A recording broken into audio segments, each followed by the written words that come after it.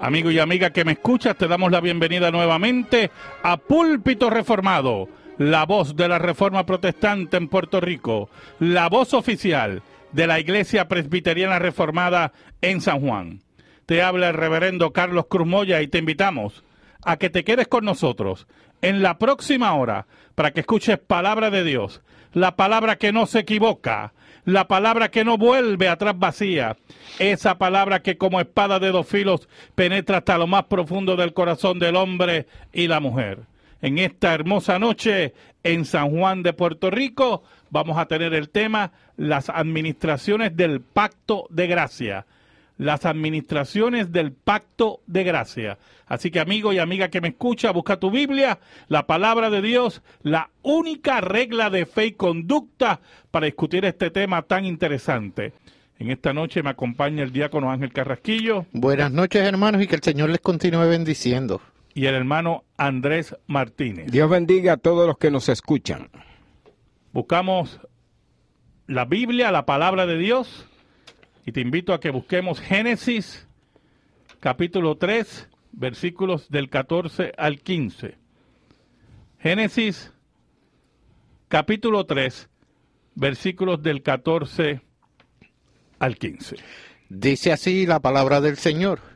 Y Jehová Dios dijo a la serpiente: por cuanto esto hiciste, maldita serás entre todas las bestias y entre todos los animales del campo. Sobre tu pecho andarás, y polvo comerás todos los días de tu vida. Y pondré enemistad entre ti y la mujer, y entre tu simiente y la simiente suya. Esta te herirá en la cabeza, y tú le herirás en el calcañar. El versículo 15, hermanos, que este pasaje que hemos leído, versículos 14 y 15, introduce lo que conocemos en la Escritura como el pacto de gracia. Hemos dicho varias veces en estos programas que el Dios que nosotros servimos, el Dios de la Biblia, es un Dios de pacto, que establece pactos con el hombre, establece pacto con la familia, establece pacto con la descendencia. Y en el momento que Adán y Eva se rebelan contra Dios y desobedecen el mandamiento de Dios, la sentencia divina era que iban a morir. Y en cierta medida murieron espiritualmente y físicamente comenzaron a morir. Pero Dios decidió, dentro de ese gran consejo del decreto, introducir lo que conocemos como el pacto de gracia, que vemos, como se conoce también el versículo 15 de Génesis, como el protoevangelio. ¿Y qué queremos decir con el pacto de gracia? Bueno, se supone que al caer Adán y Eva, pues desaparecieran, ¿verdad? Y que Dios los destruyera porque la paga del pecado es la muerte. Pero Dios introduce el pacto de gracia. Ese término, pacto de gracia, es un término teológico que nos indica que hay una línea de unidad en toda la Escritura, desde Génesis hasta Apocalipsis. Una línea de unidad, y esa línea de unidad es el pacto de gracia. Toda la palabra de Dios está unida por el pacto de gracia. Y al estar unida por el pacto de gracia significa que el camino de salvación en todas las edades, desde Génesis hasta Apocalipsis, va a ser por gracia. Y no hay forma de cambiar eso. No es porque una parte va a ser por obra, otro va a ser por gracia, otro va a ser... No, siempre es por gracia. Y eso es lo que une a todo el mensaje, lo que se conoce como la historia de la salvación en la Escritura. Ahora, ¿cómo se administró ese pacto de gracia en lo que se conoce como en el Antiguo Pacto y ahora en el Nuevo Pacto? La palabra administrar viene de la palabra en griego oikonomía. De ahí viene nuestra palabra economía, ¿verdad? Y hay personas que cuando hablan de dinero, que tienen que, ¿verdad?, desembolsar un dinero, pues dicen, mira, yo tengo que ver cómo están mis economías, ¿verdad?, mis administraciones. En este caso, nosotros vamos a ver cómo Dios administra el pacto de gracia en el antiguo pacto y ahora en el nuevo pacto.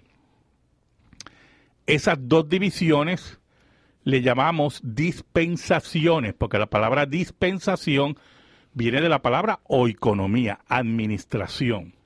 Y desde el punto de vista bíblico, solamente hay dos economías, dos administraciones, dos dispensaciones, y es el Antiguo Testamento y el Nuevo Testamento. Cuando usted oye por ahí que hay 7 dispensaciones, 8 dispensaciones, yo no sé, bueno, un sinnúmero, eso viene por una mala interpretación del texto bíblico, y le explicamos. Cada detalle que usted ve en la Escritura, donde aparece la administración de los negocios de Dios, y hayan unas ciertas diferencias, no podemos enclausarlas, ponerla, empaquetarla en una dispensación. Porque al hacer eso rompemos la unidad del pacto de gracia, ¿oyó? Y rompemos las escrituras mismas. Por eso usted ve que hay personas que para hablar de administración en los eventos de Dios, ¿verdad?, en la historia de la salvación, algunos hablan de 7 dispensaciones, otros hablan de 3 dispensaciones. Por ejemplo, Isaac Watts, el gran compositor cristiano, hablaba de 8 dispensaciones. El ultradispensacionalismo habla de 10 dispensaciones. 10 dispensaciones. O sea, ¿por qué? Porque cada detalle en la Escritura para ellos es una introducción a una nueva administración de Dios, y ahí está el error. Porque nosotros tenemos que mirar primero el macro, que es el pacto de gracia, que es lo que une toda la Escritura, que se ve en Génesis 3, 14 y 15, y posteriormente cómo ese pacto de gracia se administra en diferentes épocas para identificar qué es lo que es una dispensación y qué es una característica de la misma dispensación. Sí, yo quería añadir que de hecho esto es tan peligroso hablar de tanto, porque la justificación que sostienen estas personas que hablan de 7, de 10, de un montón de dispensaciones, es porque están hablando de un Dios y que cambiante, y que es el hombre quien falla. Cuando el hombre falla, pues Dios cambia. Entonces, oiga, no tenemos un Dios cambiante. Exacto. Sí, pero hay otra situación ahí, y es que desconocen la aparatosa caída de Adán. Y están pensando que la Dios reconocen, exacto, probó a Adán primero, luego lo prueba al hombre de otra manera, esperando que el hombre responda perfectamente a la ley de Dios, y no es posible porque la primera caída fue tan desastrosa que el hombre no puede en ningún momento de la historia por cumplir sí mismo con la ley de Dios. Eso es un buen punto, sí, ¿verdad? Porque no entienden que la caída de Adán es universal. Exactamente. Y que por lo tanto ese concepto de prueba y error, prueba y fracaso que trae el dispensacionalismo es un error. Es un error. O sea, no se puede ver desde ese punto de vista, porque Dios no va a estar probando al hombre continuamente, porque ya la prueba fue en el Edén. Exacto. Y el hombre fracasó. Por lo tanto, Dios introduce el pacto de gracia y cómo se va a administrar ese pacto de gracia. Ahora, lo que pasa es que en el Antiguo Testamento, que sería la primera dispensación, Dios tenía diferentes formas de administrar el pacto de gracia, y en el Nuevo Testamento introduce lo que en el Antiguo Testamento eran las señales, las promesas, los símbolos, los tipos. Y que posteriormente en el Nuevo Testamento reciben el cumplimiento, el cumplimiento. Por ejemplo, hermano, y esto es muy, muy importante para que entendamos las diferentes características que hay en el pacto del Antiguo Testamento. Por ejemplo, en el Antiguo Testamento usted va a notar que desde Génesis en esa administración del pacto de gracia se introduce el sacrificio de animales. El sacrificio de animales ocurre desde Génesis. Desde el Génesis. ¿Y quién empezó el sacrificio de animales? Dios mismo. Dios mismo. Cuando los viste a Adán y Eva. Claramente, sí. Y de ahí en adelante se tenía que utilizar el sacrificio de animal como un tipo, como una señal, ¿verdad?, de lo que iba a venir en la nueva dispensación, en el nuevo pacto. Esto lo que va señalándonos es el sacrificio de Cristo en la cruz. Muy bien, y señala que antes de los patriarcas, bueno, desde Adán, estamos hablando, desde el principio, se tenía conciencia del símbolo, de lo que significaba, quizás no, ¿verdad?, con la claridad que lo tenemos en el Nuevo Testamento, ¿no? Por eso es que el Nuevo Testamento es el cumplimiento. Claro, por eso es que el Nuevo Testamento introduce una nueva dispensación. Claro, por eso no podemos hablar de 5 o 6 dispensaciones antes del Nuevo Testamento, porque rompemos la unidad del pacto de gracia, que es lo que une toda la Biblia, y lo que tenemos que ver en el Antiguo Testamento son las características de señales que unen, que el cual Dios utiliza para administrar el pacto de gracia, que posteriormente en el Nuevo Testamento reciben su cumplimiento. Claro que sí. Primero, como dije anteriormente, están los sacrificios de animales, como una forma de administrar el pacto de gracia. Y usted dirá, ¿pero en qué sentido los sacrificios de animales manifiestan el pacto de gracia? Bueno, hermano, manifiestan el pacto de gracia por lo siguiente: para usted creer que un animal cubre sus pecados, usted lo tiene que creer por fe. Claro. Tiene que creerlo por fe. Y tiene que haber una instrucción acerca de eso. Exacto. Y en ese sentido, cuando ellos sacrificaban los animales, tenían la fe, como muy bien dice el hermano Andrés, la instrucción que Dios dice, mira, hagan sacrificios de animales por sus pecados, esperando que la simiente, que es Cristo, nos dice el apóstol Pablo en Gálatas, venga para dar cumplimiento a todas las cosas. Segundo, hermano, tenemos los sacrificios de animales, pero entonces ese pacto de gracia empieza a revelarse con mayor intensidad dentro de la dispensación del Antiguo Testamento. ¿Y qué se introduce? La circuncisión. Como señal del pacto. Como señal del pacto de gracia. En Abraham son bendecidas todas las naciones. Y la circuncisión no se detiene en Abraham. Pasa posteriormente al pacto mosaico o el pacto del Sinaí. Por lo tanto, si usted nota, con Moisés, por lo tanto, usted nota que hay otra característica de administración del pacto de gracia que cubre prácticamente todo el Antiguo Testamento. Es bueno señalar que, por ejemplo, el pacto de Noé era un pacto universal, ¿no? Porque cubría a toda la humanidad, y que el pacto sinaítico era un pacto nacional. Y que... Sí, pero es interesante que hayas traído eso, porque el pacto con Noé anuncia como señal que tarde o temprano la predicación de este pacto de gracia iba a ser a todas las naciones. Claro que sí. Y el pacto sinaítico lo que te señala como tipo que dentro de todas esas naciones siempre va a haber un pueblo que escogido. Por lo tanto, ese detallito que tú acabas de traer nos habla también de la administración del pacto de gracia dentro de toda esa historia de la salvación en el Antiguo Testamento. Por lo tanto, todo va señalando que en la Biblia solamente hay 2 dispensaciones, el Antiguo Testamento y el Nuevo Testamento, el Antiguo Pacto y el Nuevo Pacto. Mire, tenemos otra característica, el concepto del mediador. Los patriarcas hacían sacrificios de animales por su familia. Por eso es que usted ve que Job, que era un patriarca, hacía sacrificio por sus hijos, ¿verdad? Y usted ve que Adán hacía sacrificio, Abel hacía sacrificio por su propio pecado y por los de su familia, si en algún momento Abel, antes de morir, estuvo casado. Y así posteriormente usted ve que los patriarcas hacían sacrificios. Ellos sirven como mediador. Posteriormente, ¿quién aparece como mediador? Los sacerdotes levitas. Y ellos sirven como mediadores entre Dios y los hombres, y el pueblo. así, exacto, y el pueblo, para hacer sacrificios.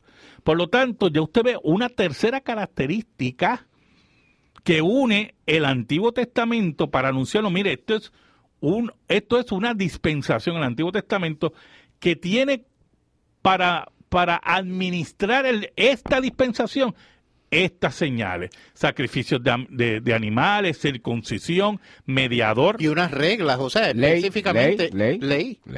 Claro, en eso, por ejemplo, usted va a notar también que hay una entrega de una ley, que es la ley de Dios. Esa ley de Dios ya estaba en los corazones de los hombres y ya Dios empezó a revelarla, pero cuando llega el Sinaí, esa ley se plasma primero en las tablas de la ley y posteriormente en la legislación mosaica. Por lo tanto, era otra forma otro de los detalles de unidad del Antiguo Testamento que nos habla de la administración del pacto de gracia. Y esa administración del pacto de gracia siempre estuvo presente en el Antiguo Testamento. Ahora, hay unos aspectos muy importantes que tenemos que tener claro. Dios había anunciado en Génesis 3:15 que iba a venir alguien que iba a destruir ¿qué? La cabeza de Satanás. Esa es la promesa que esperan todos estos patriarcas, todos los santos del Antiguo Testamento, que iba a venir uno que posteriormente, escuche bien, los profetas, Jeremías, Isaías, principalmente Jeremías, Ezequiel nos habla de un nuevo pacto. Ese nuevo pacto, esa nueva dispensación, eso que llamamos también el Nuevo Testamento,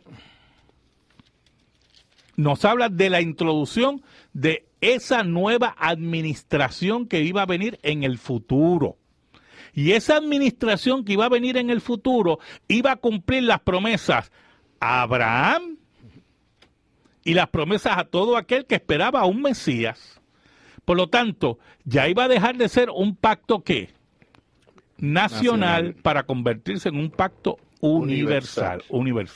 Estos que dividen, hacen estas dispensaciones, esta administración, esta forma de dividir las escrituras, pasan por alto que dentro del pacto de la ley y del Antiguo Testamento y la administración que Dios estuvo, estaba, como estamos diciendo, era solamente una administración. Ellos se salvaban por gracia Siempre y fue por gracia. no por el cumplimiento de la ley, porque les era imposible, y razón de eso es que había un sistema ritual para que fueran perdonados sus pecados, que el Nuevo Testamento nos indica que eran símbolos y tipos del sacrificio perfecto que venía, que era el de Cristo. Es decir, que Dios nunca trajo la ley con el objeto de que la gente, por medio del cumplimiento de ella, se salvaran porque le era imposible. Exacto. El único objeto de la ley era hacerles conciencia de su pecado y de la imposibilidad de poder cumplir la ley, la necesidad de Cristo. Mire lo que dice un autor. Un autor nos dice que la sustancia de la ley estuvo vigente desde antes de Moisés. Y los sacrificios ya se requerían. Las promesas de gracia se encuentran en abundancia en los escritos posteriores a Moisés. El verdadero punto de diferencia es este. Debido a que la ley constituía para Israel un recordatorio explícito de las demandas del pacto de obras, había un peligro mayor de tomar equivocadamente el camino de la ley en lugar del camino de salvación. Y la historia de Israel nos enseña que no supieron escaparse de ese peligro. Y muchos creyeron que se salvaban por las obras de la ley, cuando la base de la ley es la gracia. Claro que sí. La ley nos recuerda que no podemos y que tenemos que confiar en la gracia. Pablo dice que la ley es nuestro ayo, nuestro maestro, que nos lleva a Cristo. Que nos lleva a Cristo. Porque ¿en qué sentido es nuestro ayo? Porque cuando usted trata de cumplir la ley, no puede, y por lo tanto se queda sin esperanza y dice, pero ¿y qué tengo que hacer? Entonces la ley lo lleva obligatoriamente a que confíe en Cristo, ¿verdad? Por lo tanto, el pacto de gracia recibe la primera administración, su primera dispensación en el Antiguo Testamento con lo que acabamos de decir, sacrificios de animales, circuncisión, mediadores humanos, leyes dictadas, leyes nacionales. Así que todo va anunciando a que va a venir un nuevo pacto que va a dar cumplimiento a esta antigua dispensación. Pasamos a la sección de la pregunta religiosa. Yo tengo dos preguntas en esta noche aquí. Una de la hermana Magdalena de Toa Baja. Ella pregunta si la iglesia presbiteriana está casando homosexuales. Pues escúcheme bien, hermana. Cuando hablamos de la iglesia presbiteriana tenemos que aclarar algo. Y esto ya yo lo he dicho en otros programas, ¿verdad? Pero voy a insistir nuevamente. La iglesia presbiteriana, hay una iglesia que se llama la Iglesia Presbiteriana USA.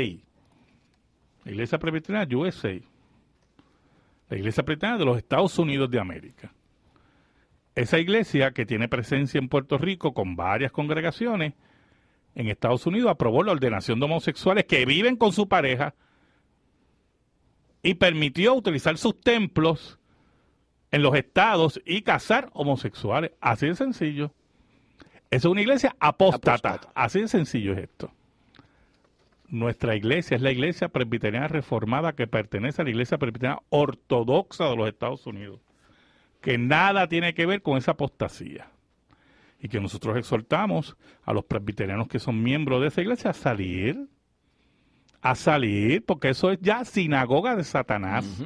Así de sencillo es esto. Vamos a lo otro.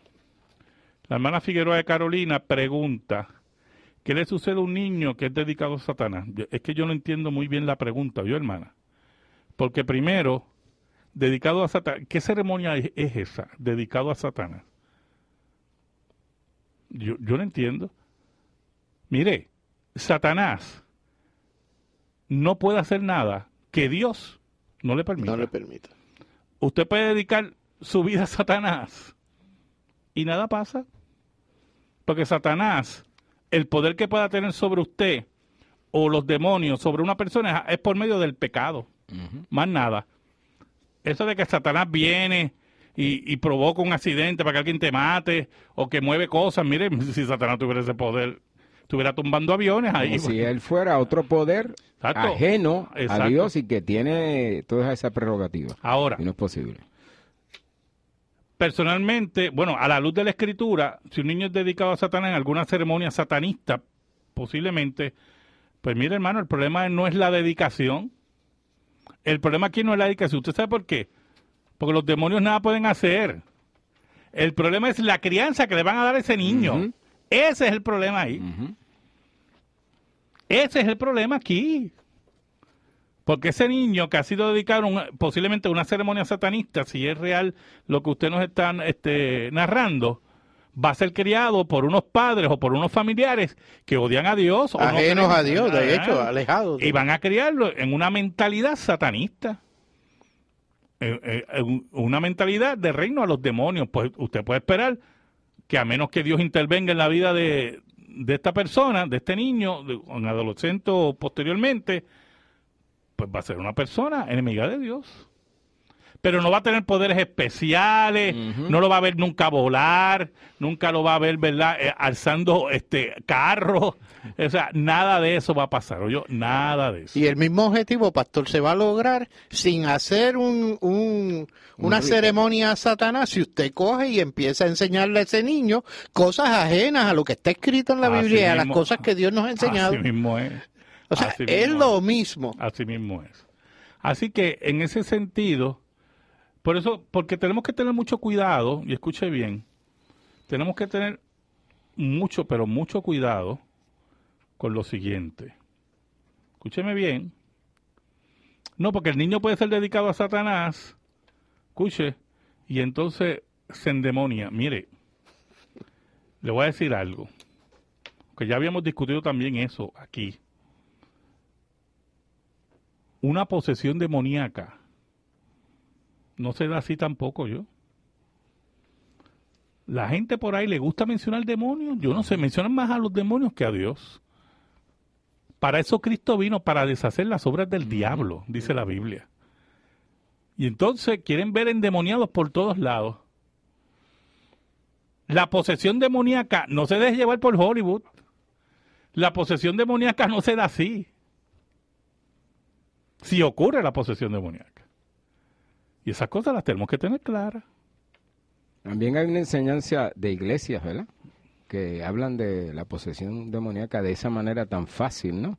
Y algunos piensan que es hasta genealógico, ¿no? Exacto, ¿Entiendes? sí, hereditario. Hereditario. Otro de disparate. familia. Disparate. Otro disparate. Pasando ahora al segundo pacto, el nuevo pacto, la nueva dispensación que en el Nuevo Testamento. Ahora, lo que era tipo en el Antiguo Testamento, ahora recibe su ¿qué? Cumplimiento. Su cumplimiento. Y el pacto de gracia tiene su mayor manifestación, es revelado en el Nuevo Testamento, en la persona de Cristo.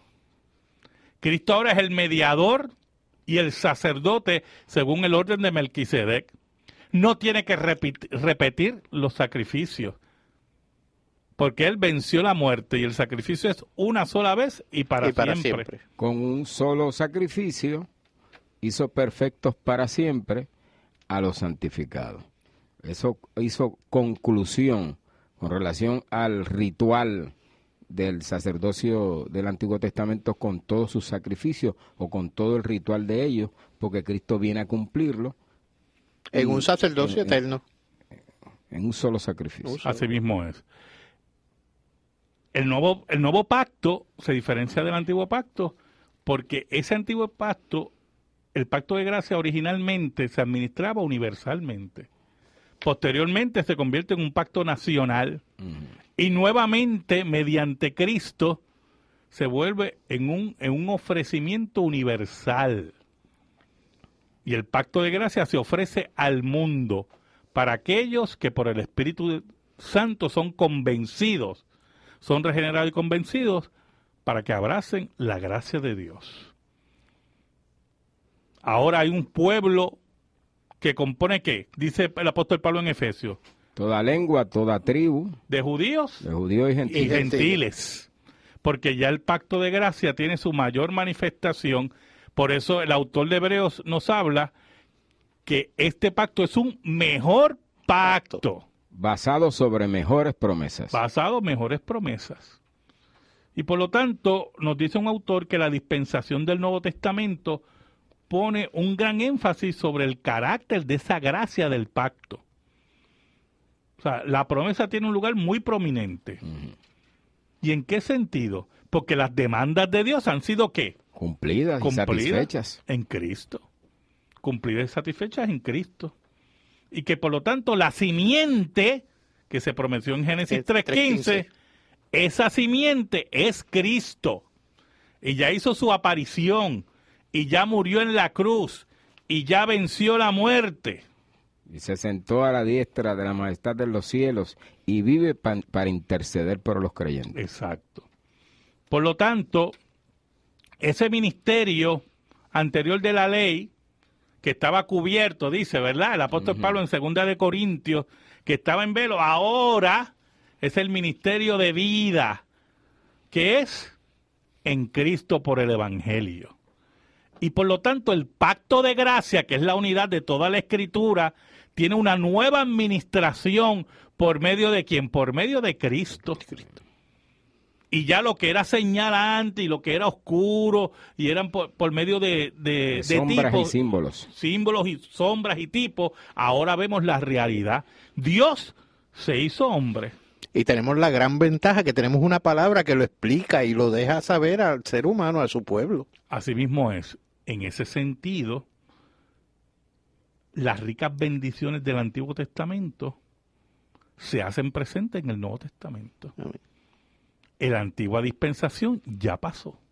Ahora estamos en una nueva dispensación. Y Dios se hizo hombre. Como dice Juan, lleno de gracia y de verdad. El Espíritu Santo ha sido derramado sobre la iglesia. Ya el Espíritu Santo, no como ocurría en el Antiguo Testamento, que estaba con Israel. Ahora el Espíritu Santo está dentro de los creyentes, cumpliendo lo que dice la profecía de Jeremías, que yo pondré mi ley en sus corazones y cambiaré su corazón de piedra a un corazón de ¿qué? de carne. Y lo que implica que ya el Israel de antes ya no es el Israel de hoy, que es la iglesia. Exacto. En ese sentido, y esto es muy importante, todo este periodo de esa dispensación de la gracia, esa dispensación del Nuevo Testamento, va a tener su final cuando Jesucristo vuelva al planeta Tierra. Por lo tanto, si resumimos, hermanos, que es muy importante, si resumimos, es lo siguiente. Dios introduce el pacto de gracia en Génesis 3:15. Y significa que el hombre ahora, para ser salvo, tiene que creer por la convicción del Espíritu Santo en que Dios lo salva por gracia, no por sus obras. Por lo tanto, el pacto de gracia es la unidad de toda la Biblia. La gracia se predica desde el Antiguo Testamento hasta el Nuevo, pero en la dispensación del Antiguo Testamento tenía diferentes formas de administrarlo. Vimos, ¿verdad? Por medio de sacrificios de animales, por mediadores humanos, la circuncisión, la ley mosaica, diferentes formas de administrar el pacto de gracia, pero dentro del Antiguo Testamento. Nosotros no podemos coger cada detalle de administrar el pacto de gracia en el Antiguo Testamento y hacerlo como una dispensación, porque lo que hacemos es dividir la Biblia en forma irresponsable. Y rompemos la unidad del texto bíblico y la unidad de ¿qué? De la historia de la salvación. De la historia de la salvación. Ahora, todo eso tenía un propósito. Que esa administración del pacto de gracia, que esa dispensación del pacto de gracia estuviera señalando que a una nueva dispensación que venía, que iba a ser el cumplimiento de esa antigua dispensación. ¿Y cómo ocurrió ese cumplimiento? Y que por otra parte, señalar y hacer hincapié que en la administración del Antiguo Testamento se salvaron por gracia. Oh, sí. O sea, eso es importante, claro. Y tiene que estar claro. Las obras no lo salvan. No lo salvaron. No, pero por eso es que el autor de Hebreos habla en Hebreos 11 de los héroes de la fe por fe. Por fe, no por vista. Claro. Por fe. Recibieron por fe, creyeron por fe, porque es por gracia, hermano. No hay dos caminos de salvación. Dios no es esquizofrénico, ¿yo? No hay dos caminos de salvación. Siempre ha sido un solo camino de salvación, por gracia. Por gracia. Y entonces cuando llega el Nuevo Testamento, que fue la pregunta que hice aquí al panel, y que espero que Andrés me conteste ahora, ¿cómo recibe el cumplimiento? Bueno, con la encarnación del Hijo, con la muerte del Hijo, con la resurrección del Hijo. Así mismo es. De otra manera no había otro cumplimiento. No había ningún otro cumplimiento. Porque aquello lo que era que señalaba a todo lo que ha ocurrido ahora. A la simiente que era Cristo. Y entonces el pacto de gracia vuelve a ser universal. Va llamando ¿a quién? A los escogidos de todas las naciones. Para que vengan a los pies de Cristo. Pero ahora tenemos una manifestación que clara del pacto de gracia, ¿verdad? Porque vemos que Dios se hace hombre. Y al hacerse hombre, lleno de gracia y verdad, como dice los evangelios, viene a cumplir la ley por nosotros. A recibir la maldición de la ley, que era la muerte por nosotros. Pero al vencer la muerte, con eso garantiza nuestra salvación. Y nuestra vida eterna. Amén. Escríbenos. Púlpito Reformado, P.O. Box 363864, San Juan, Puerto Rico 00936. Púlpito Reformado, P.O. Box 363864, San Juan, Puerto Rico 00936. Amigo y amiga que me escuchan, muchísimas gracias. El próximo sábado por WBMJ San Juan 1190. WCGB Juana Díaz 1060.